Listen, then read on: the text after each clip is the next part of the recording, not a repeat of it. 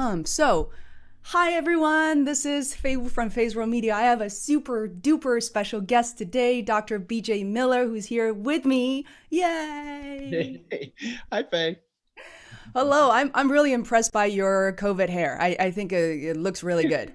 I've been working on it all morning. This is what I came up with. Nice. No, it's awesome. So for those of you who have not met Dr. BJ Miller, he's appeared everywhere. Tim Ferriss interview, Krista Tippett, On Being, these are like all my favorite people. New York Times, Oprah Winfrey, and I couldn't believe in 2017 I was able to interview you as well. And our episode just became the like literally one of the all-time favorite, most downloaded episodes, next to Krista Tippett, of course. It's just so good to have you back here. It's like Thank you. amazing. Thank you, Faye. You make me feel so good. It's really nice to see you. Thank you. Oh, so I'm not sure if you knew this. I wanted to mention this because you're such a humble person, but Tim Ferriss published that book, Tribe of Mentors, interviewed hundreds of people. They're well indexed, everyone he's been interviewing over the years. And then during one random interview, somebody said, hey, out of that entire book, if you have to pick one story, what is the most interesting, meaningful, and valuable to you? And he said, oh, definitely Dr. BJ Miller. Did you know that? No, no, no, really? Yes. Wow. I I, did I not know that. No. I was like, that's awesome. I'm like, I have to go back to see who we actually interviewed. But we were all so proud. So, I was wondering. I was like, I'm so glad BJ's now back to like normal life, and you can finally relax because I remember 2016, 17. You're just like one interview after another. Then there's a Netflix, The End Game, which we all watched, and then you're writing this book that is not a 50-page book. So, like, what was it like for those years versus now? Like, what's the difference? Ooh, it has been really quite a ride. I mean, exciting, right? I mean, this was not in my game plan. And so much of this just kind of flowed from the TED Talk that happened in 2015. But even that happened sort of circuitously. It's not like I sought out to give a TED Talk. It happened by a funny way. Someone had nominated me for this thing called the TEDx Prize, which I Mhm. didn't get, but I got the sort of consolation prize, which was you don't get the $1,000,000, but hey, would you give a TED Talk? And at that time, when you and I met, I was working at, oh no, actually, when you and I met, I don't know if I was there still, but anytime at the time of the TED Talk, I was working at Zen Hospice Project. And Yeah. so much of the job there was getting the word out, attracting attention to the organization, raising money. But besides the organization, it was just sort of trying to get the world to think and feel about its mortality, about our reality.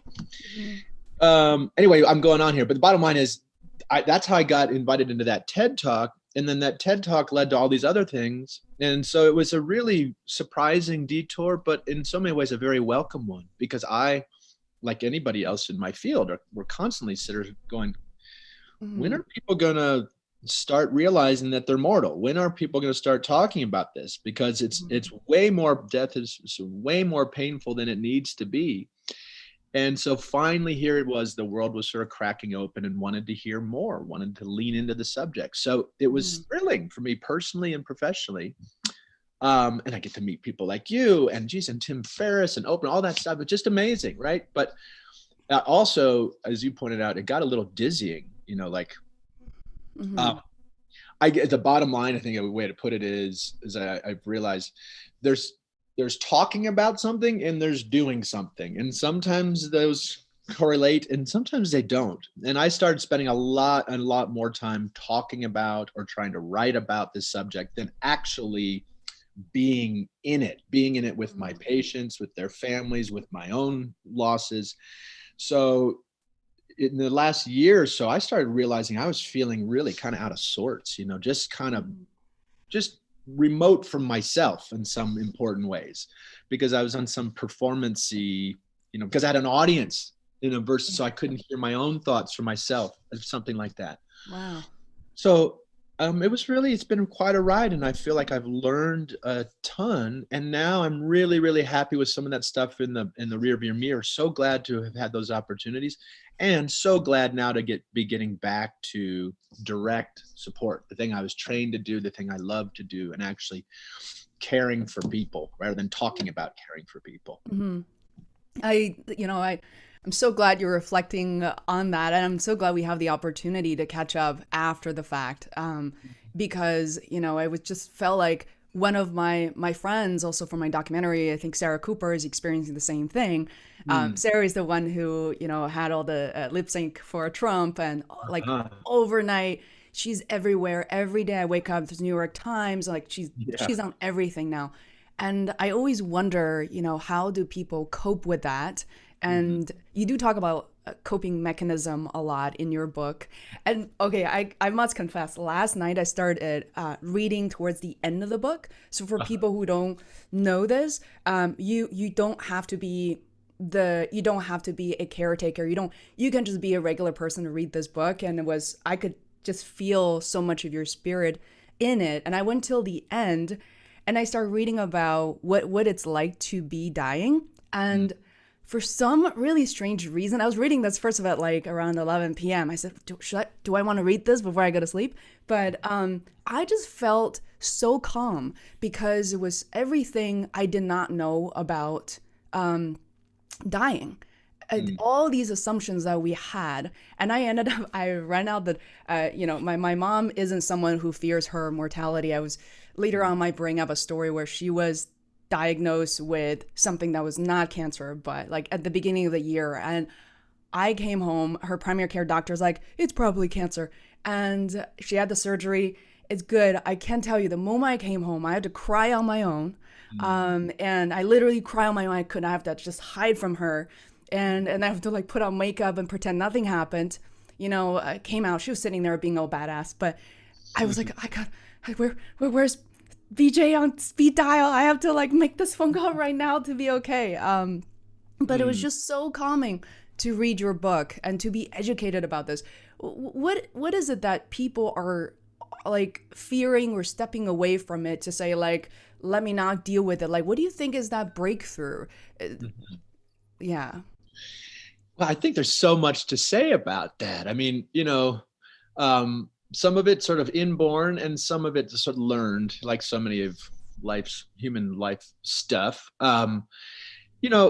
Because we don't talk about it much or don't know how to talk about it, because when we do talk about death, the language we've chosen or we've cultivated, we say things like, she succumbed to her illness, or she lost the battle, or even worse, like he gave up, or something. Death represents, if you just follow the words we choose, death represents this ugly, gnarly thief that comes and robs you of life, as though death and life are opposed. And from a physiologic, individualized point of view, I suppose I can see that death is the thing that ends your life but only in some very narrow sense. The truth is, of course, it doesn't take long to you step back and you realize that death is a part of life. It's the package deal. In fact, you don't get to have life without death. So the sooner that we, as a body of culture, as a nation, as a people, can really grok that death is part of the deal, then it's not so scary. It's not this mysterious thing that's going to rob you of your life. It can feel gnarly, it can feel hard in many things. But if you set this sort of if you set your framework of reality to include this event, then it just starts feeling very different. It starts feeling part of your life, even something to celebrate, or even something to navigate with your eyes wide open, even to get into, work with, etc., versus cower in the corner and hope it doesn't see you. So that's, I think, a lot of the answer to your question is just sort of how we've, as a people, have structured this piece of nature. And you could say, I think, and I'll shut up here, I'll go on and on about this one. No worries. I think the subject matter doesn't It doesn't get much bigger than death and life. Mm-hmm. If there's anything sort of bigger, I would say it's our relationship to nature or to creation. Mm-hmm. And there's another flaw in how we kind of times where we talk about man versus nature, as though we're not natural beings ourselves. And it's the same kind of idea. And once we kind of rope ourselves into nature, we're not at war with nature. We are part of nature. We're working with, we're not against it. It's the same kind of idea. So it may feel like a subtle shift, but if we can make that shift, everything else starts to look a little different and a little bit more interesting and a lot more navigable.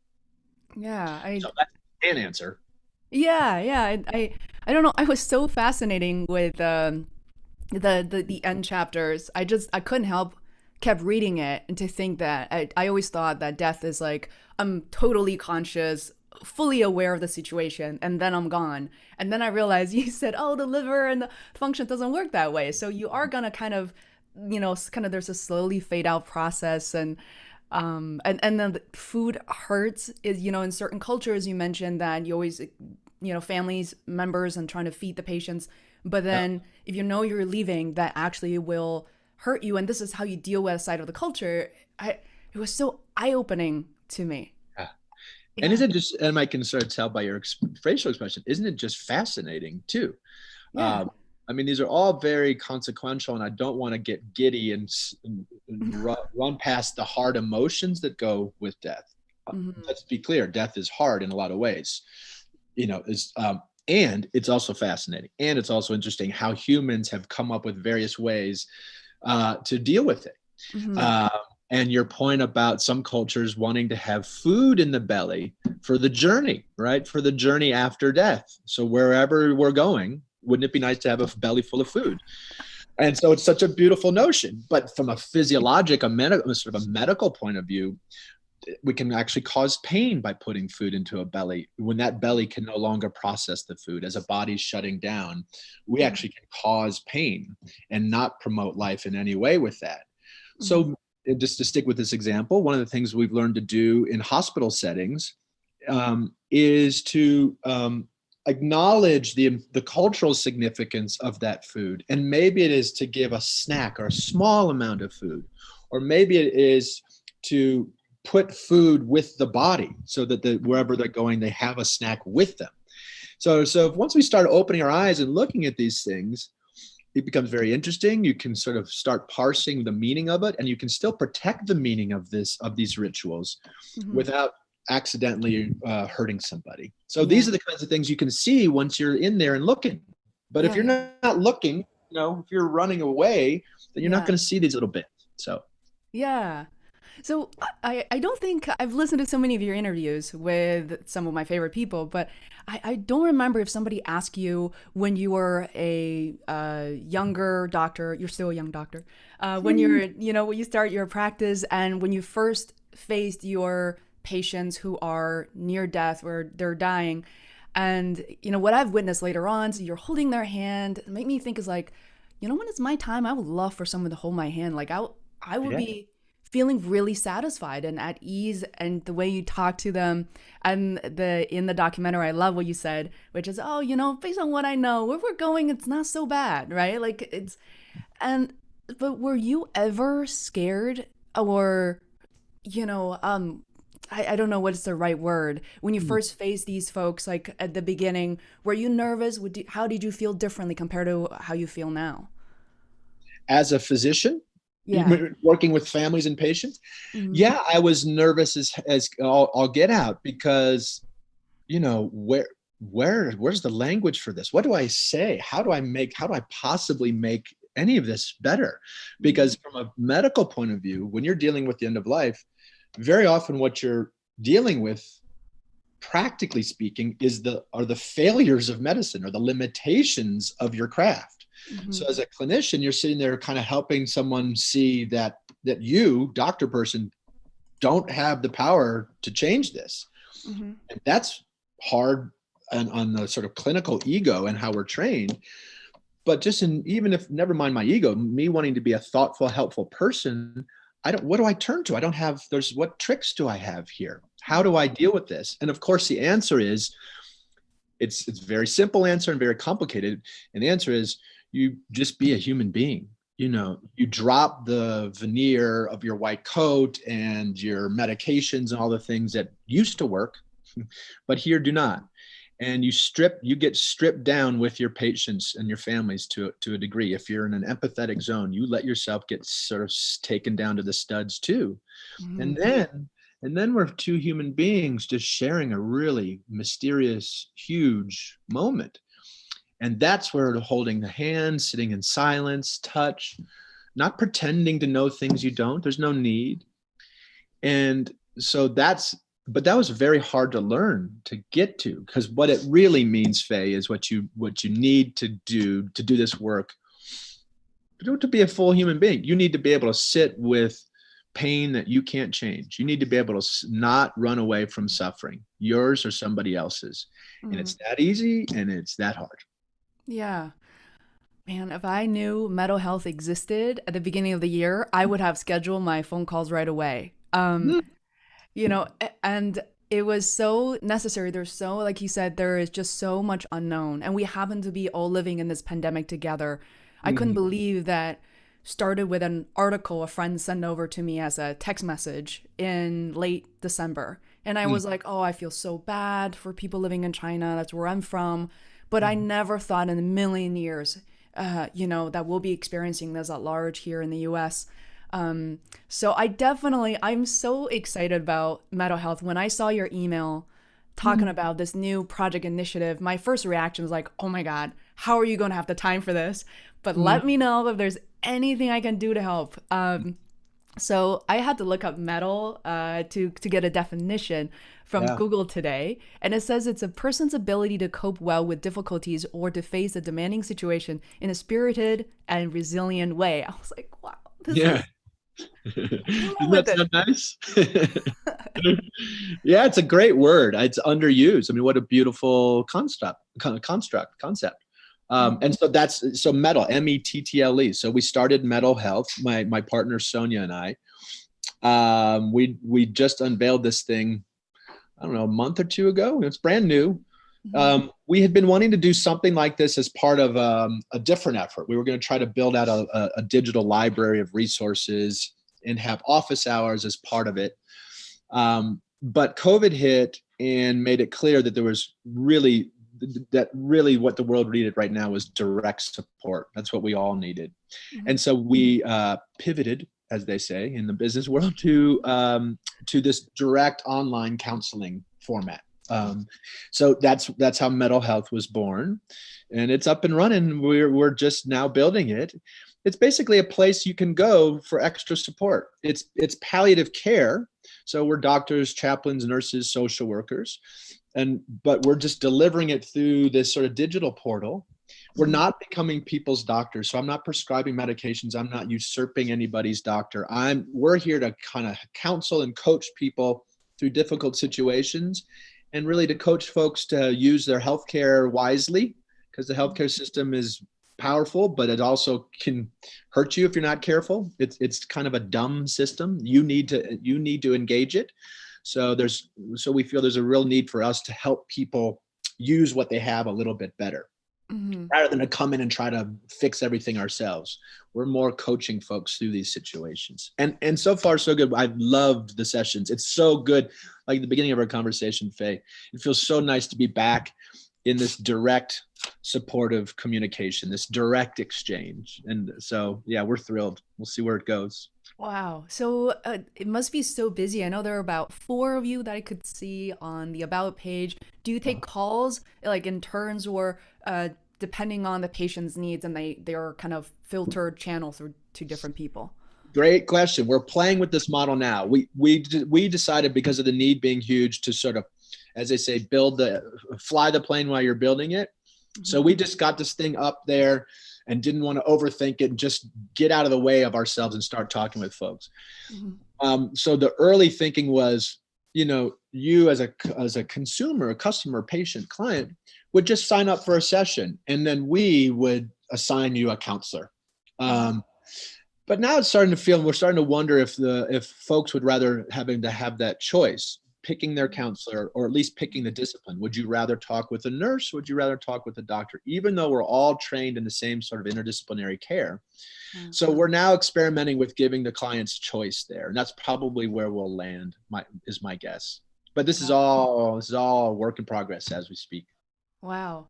What this is, yeah, amazing. So what are some of the things that if people are watching this, a lot of people who are watching this in my world are entrepreneurs, some are creative entrepreneurs, some work for corporations. And of course, as you know, there are a lot of podcasters, some YouTubers as well. What are some of the things that maybe people from my network or through my introductions can do for mental health? You know?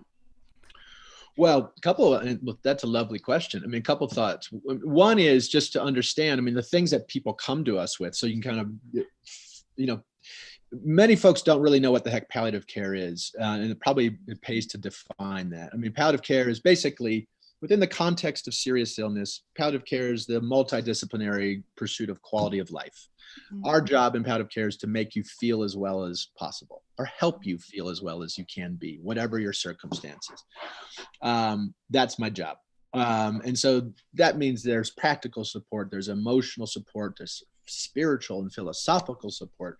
There's all sorts of ways. The way human suffering is spectacularly elaborate, and the way we quell our suffering together is also pretty exquisite. So a lot of it's just listening, being a trustworthy sounding board.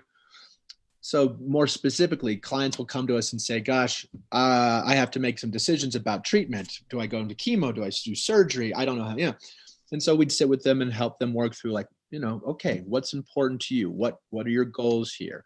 Here's here's what you should ask your oncologist to get clear on this or that. This is sort of what we call a goals of care conversation. And that's a way to guide someone through treatment decisions.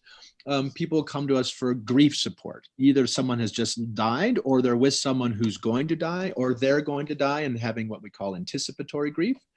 And so there's a lot of work to support folks through that.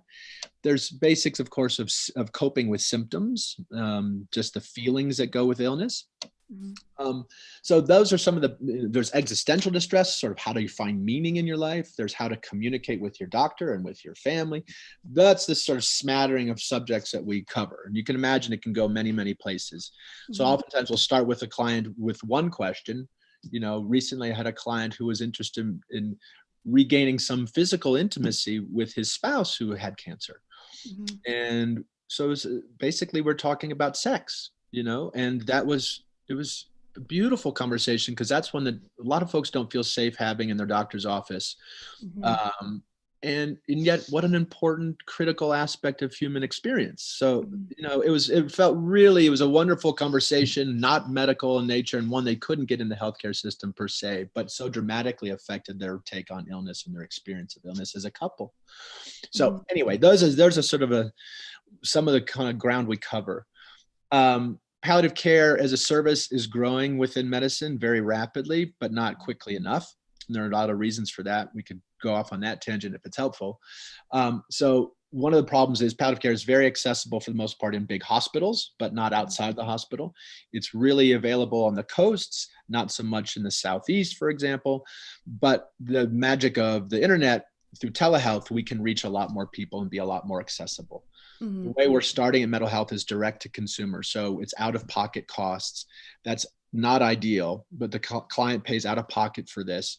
Not as a company, that's how we're going to get started. So we don't have to be beholden to the medical industry. But over time, we will work to start taking insurance. We'll have a sliding scale. We'll start bundling our services with in HR packages. That's how we'd like to grow, so that we can be more accessible. We certainly don't want to have services for people with means over here and services for people with no means over here. Death, suffering happens to all of us. We need to have structures that accommodate all of us. So that's our plan as a business to get there. So back to your lovely question for your audience, we are looking for angel investors to help build this out. We do want to scale this, but we also were sort of, I think, in a healthy way, suspicious of scale. A lot of good ideas turn kind of funky when they get too big. So we'll want to creep onto that scale carefully and thoughtfully. but the need is huge. So we need to get bigger. So help around early funding, business planning, that kind of thing. Contacts in the HR world to bundle this into packages, etc. That kind of stuff. Wow. It's definitely noted. It's so fascinating. I've been in conversations with a number of people actually related to palliative care as well. I think it's an area it's interesting. Some people jump in it usually because they clearly understand there's a need. But I definitely have seen people who are very business driven as well without the understanding or the expertise to really understand how it works. So yes, that's a huge issue because especially when it comes to navigating the healthcare system, not all of this stuff is intuitive. Much of it is not. The systems issues are profound and affect the experience. And as you know, healthcare as a sector is extremely complicated. People even within healthcare don't understand it. So there's a lot about this whole experience, either from as a business or just navigating the healthcare system or being a human being these days, that is not intuitive, and hence the need for coaching and counseling and support. Yeah, awesome. One more thing. Sorry, Faye. I just wanted to say one more thing before I forget. Our customers, our clients are patients, caregivers, but also clinicians. Clinicians are burning out at an alarming rate. So being a safe place for clinicians to get some counsel and to be heard and feel seen, that's on our list too. Most of our clients so far are caregivers, family members caring for somebody. Second up would be patients themselves. And then the third would be clinicians. But we'd like to address all of those audiences.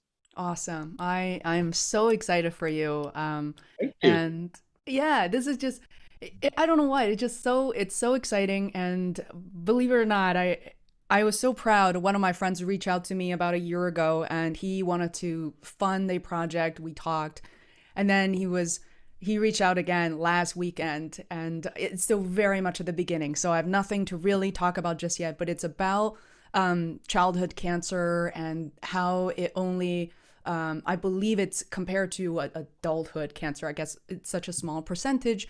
And he has 2 healthy young kids, but he wants to really advocate for these families, siblings, and very passionate about it. And he's like, Faye, I think you are going to be the one to build the website. I was like, really me? And but I realized I have a lot of access to so many people. So I can just see so many dots connecting, and I am super excited. Yeah. Isn't it fun to connect and lead and foster these kinds of relationships? So much of this work is about relationships and communication, and your capacity to link folks and bring people together. That's what it's so much about. I mean, there's so much good stuff happening in the world. It's just hard to find it. It's hard to access it. Yeah.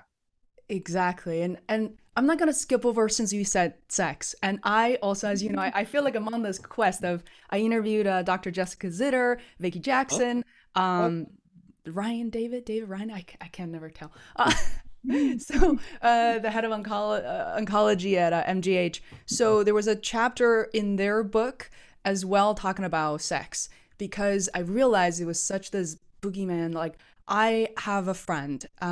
She was, her husband was diagnosed with cancer. It was fairly late stage, but they're both, she was only in her early 40s. And I just remember how intimate they always were. They were like the, kind of the model couple, very intimate, like with each other. And something that I felt really sad for her, because I just immediately thought that I just somehow, it was so rudimentary of me. I was like, okay, that maybe isn't happening because he's always in and out of treatments. So, and I really realized it's not just cancer, because people go through illness, all kinds of illness, psychological issues all the time.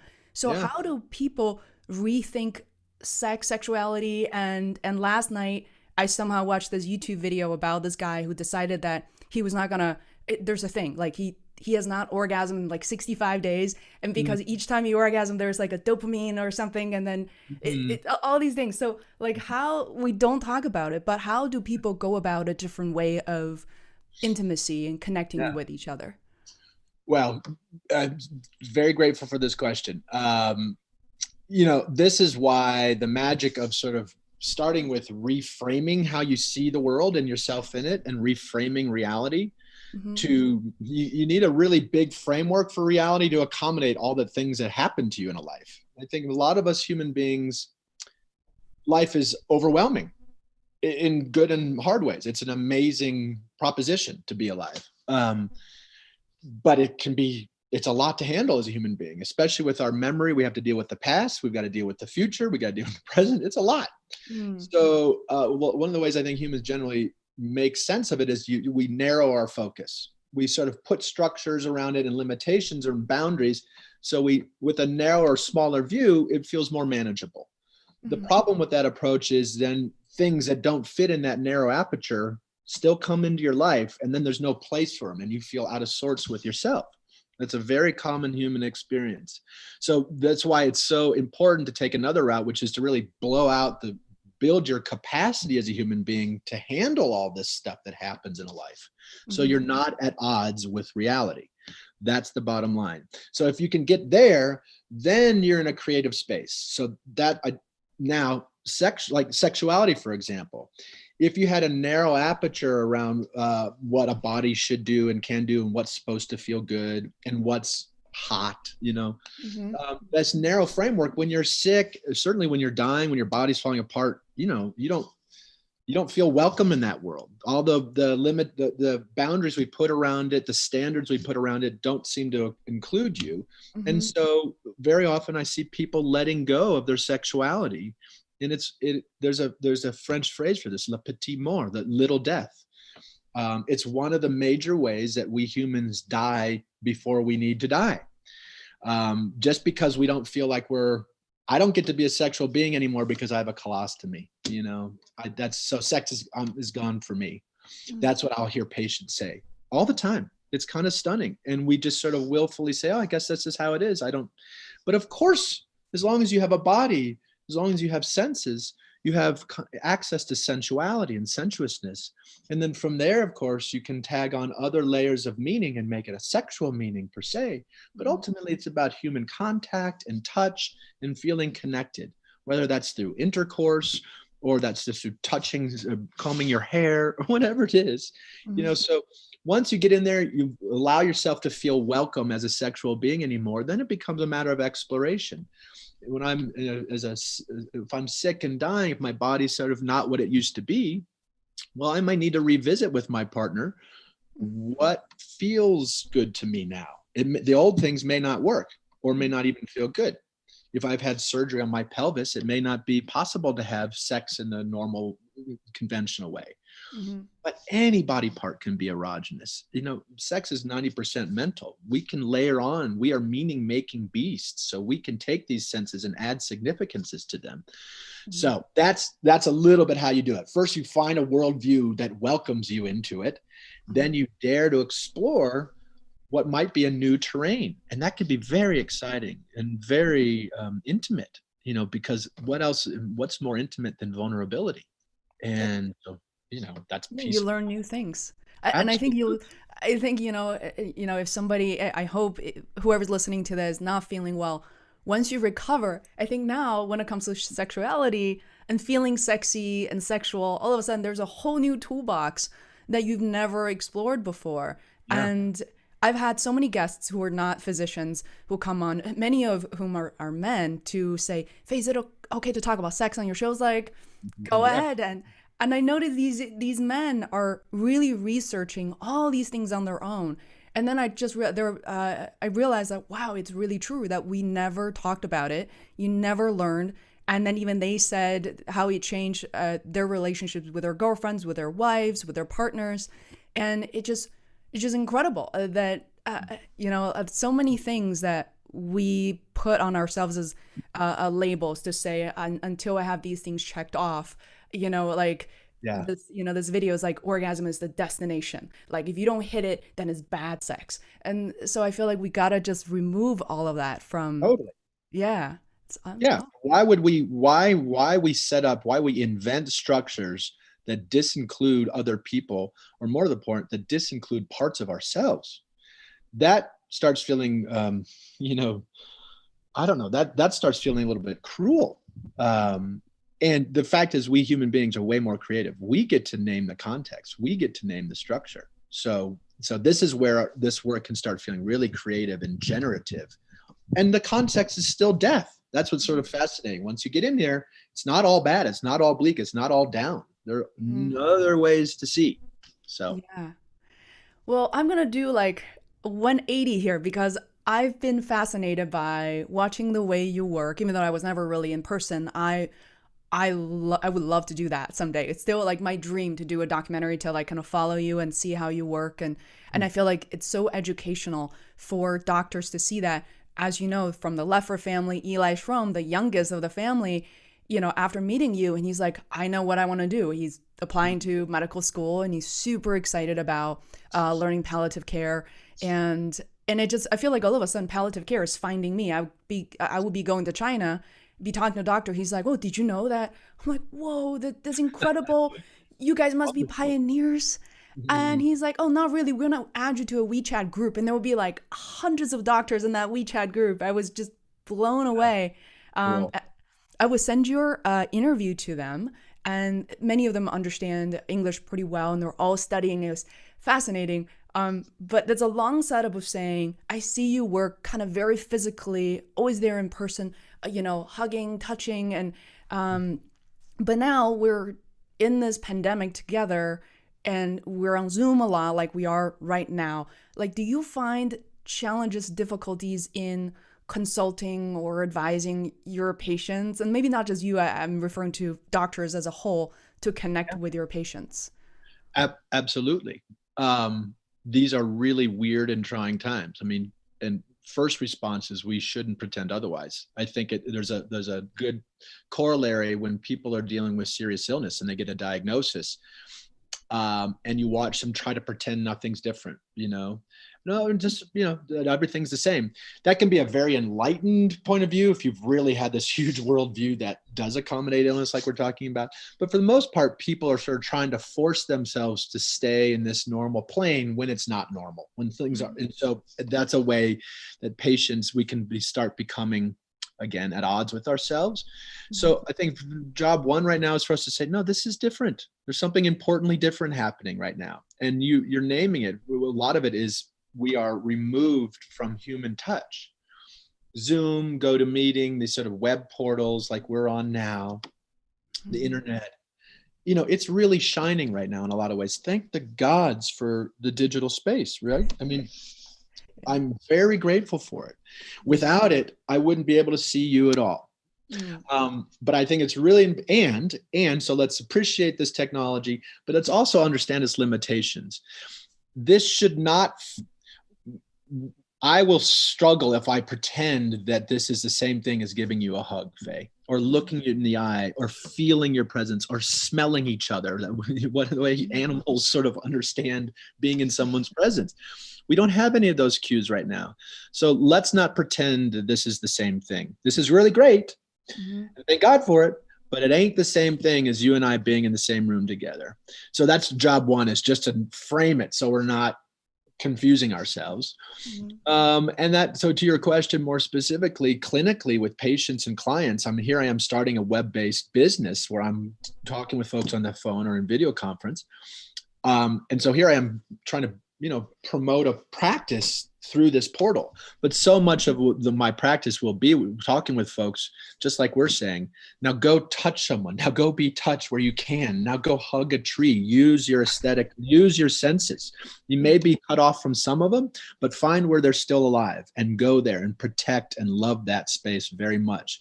Because otherwise it starts feeling useless to have. Why do I even have a body? I should just be a disembodied brain on a sitting on the table talking.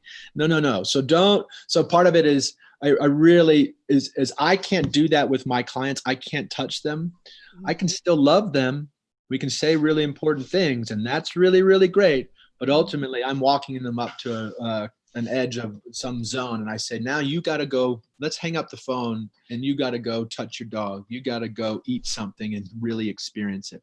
So it's on me to protect that analog aesthetic, because it's really, really powerful and really, really potent. And if we let it, the digital space helps us experience why the analog space is so amazing. And the world we need both. I do feel, I understand it's not the same. I've been in the same room with you, and I was jokingly said to my mom that I remember 3 years ago seeing you in the room.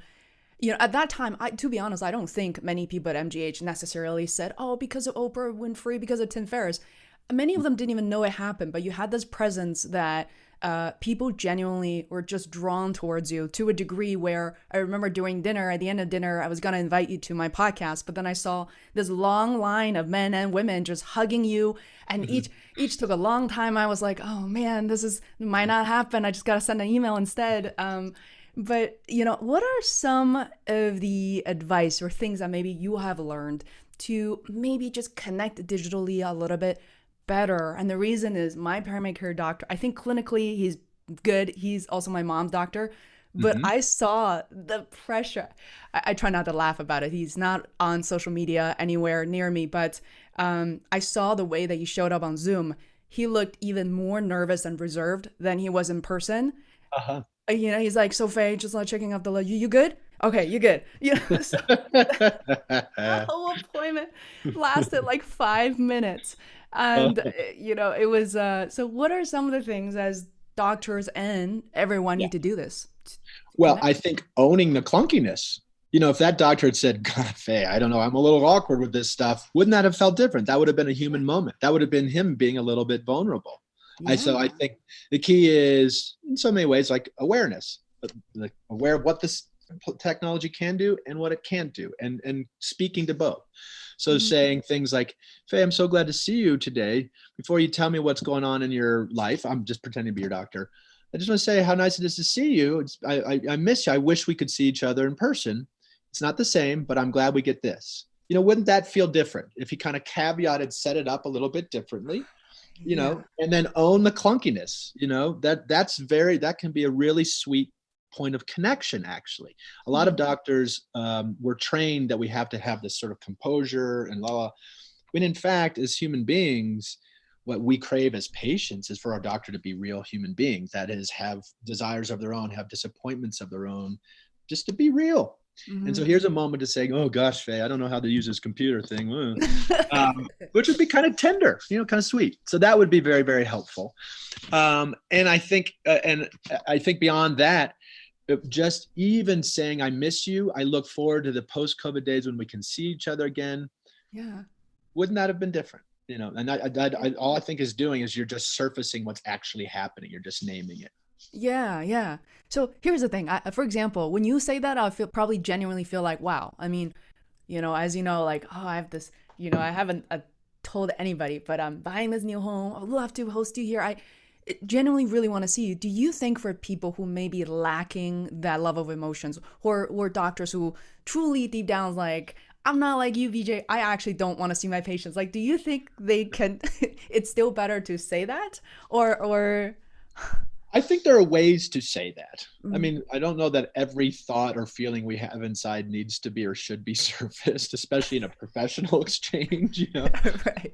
So I'm sure there are limitations here, but I think that's where teamwork is so beautiful. And if healthcare is really working well, and where palliative care really, really thrives, is because it's a team.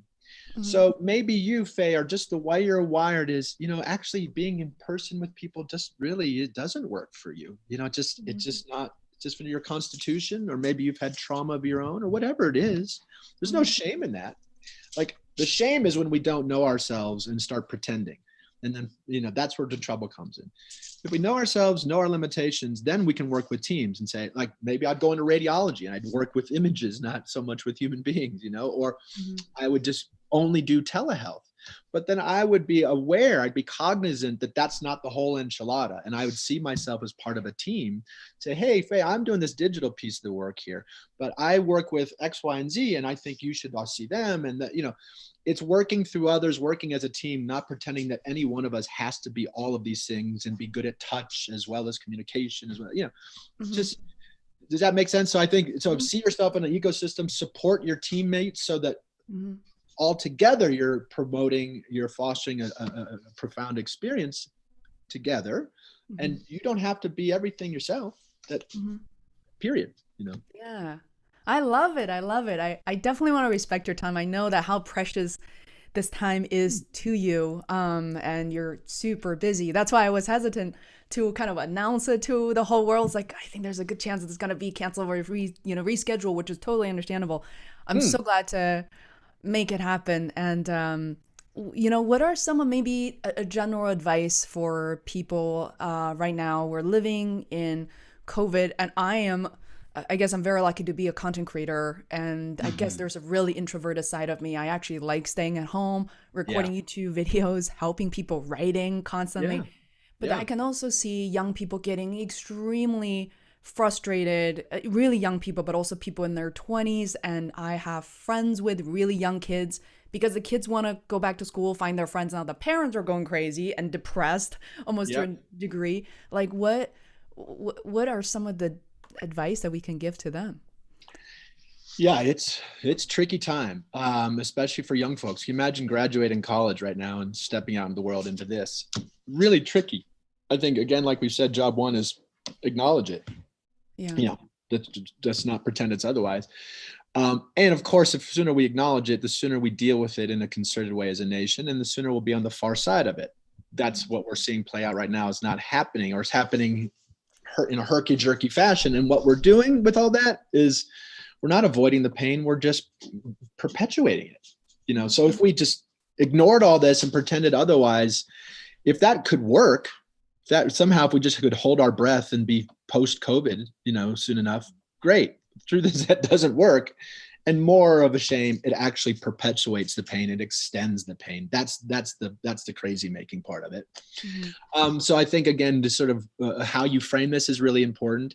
I think if for a younger person, I think we folks who have been around, have been on the planet longer, need to make sure to protect these things that are otherwise could feel too subtle, like we're talking about. The importance of touch, the aesthetic domain, the analog domain. We need to name it, protect it, foster it, and make sure it doesn't somehow go away. Because then we're just really doing ourselves a disservice. I think beyond that, other counsel to young folks would be to see this as part of a, whether it's COVID or the next thing or climate change or whatever else is. I think we are all experiencing something of an existential crisis, not just as individuals, but as a species. That's a big deal, and let it be a big deal. Let this, if I were like sitting with a young person right now, I'd say, let this hurt, feel it, Don't pretend otherwise, and don't make summary statements yet. Be in it, be here now. And to be in this now means to be lost, discombobulated, feel out of sorts. Feel that. One of the great things that come out of this is we're all going to have gone through something together. And it's like no one wants to go into war, but if you've been to war and if you make it through, it can be a profound life-altering experience. Similarly here, no one wants to be doing this, but since there's a force bigger than ourselves affecting us, let it take you down to the studs. Feel it. Then the sooner we'll start seeing who we are, like what's the essential piece of us. I think so many conveniences had started to feel like essentials. And I think we're now reacquainting ourselves with how little stuff we actually need to survive. That's really profound. That's wonderful. It's painful. But if we let ourselves feel this pain, we will learn so much from it. And so if we can kind of roll around with this existential crisis, find who we are, find what's really important to us, find what we can let go of, then we can learn a bunch of stuff and we can pop out this backside better for it, altered. We'll have learned a lot of things. So that would be my counsel. First things first, feel the pain. Then we'll deal with it. Wow. Awesome. I feel so energized by this. And I know I could talk to you for days. I love the concluding note. What is something that maybe we should you want to say that I haven't had a chance to ask or didn't cover? Gosh, no, Faye, that's a lot. We covered a lot of ground. I mean, it's all, we can go anywhere else. A couple more minutes here, but no, nothing. Well, let me think here. Let me give your thoughts, some questions, some thought. Well, actually, no, I think the thing I really wanted to make sure to get to was that last statement about this is an existential crisis. We know how to do this as individuals. Eventually, this is what serious illness does to us, but we're doing this as a species now. And anyway, I'm just gonna start repeating myself. So no, I really wanted to get to that existential crisis en masse piece, and so thank you for getting us there. No, I'm good. Oh, that's awesome. This is so wonderful. And for everyone who's watching still, well, this is Dr. BJ Miller. I am so thrilled we spoke in 2017. Still one of my favorite interviews. Definitely welcome you to check it out. And this one is going to be post-produced and edited and will be published to Apple, Google, Spotify, along with like 18 other channels. And Metal Health can be found at mettlehealth.com. So METTLE health.com. And it's really out there for everyone. It's such a privilege. So thank you so much, BJ. I'm so glad we did this. Thank you, Faye. It's really nice to see you again. I do look forward to that day where we can hug each other again. Please give my best to your family, your amazing family, and all the crew out in Boston. And thanks for having me back on. It's really nice to see you, and especially hug your mother for me. Oh, she is so special. Her way of expressing her love and respect for you, and she doesn't even speak English. She's like, one day she just locked herself in her room and just painted for a week. We're all like, oh, what's happening here? And I wish I had that painting that she gave me is back home in California, and I'm in Utah right now. Otherwise, I'd hold it up for your audience to see. It's so stunning. I I mean, know the details. amazing. Your mother is amazing talent. What Yeah, a just like the eyes and just that expression. She sent it to her coworkers in at the Forbidden City in Beijing. People are like, "Wow, wow, this is really well done. We didn't know you could do this." amazing. Yeah. So, wow, I'm gonna take us offline, and then but don't leave just yet.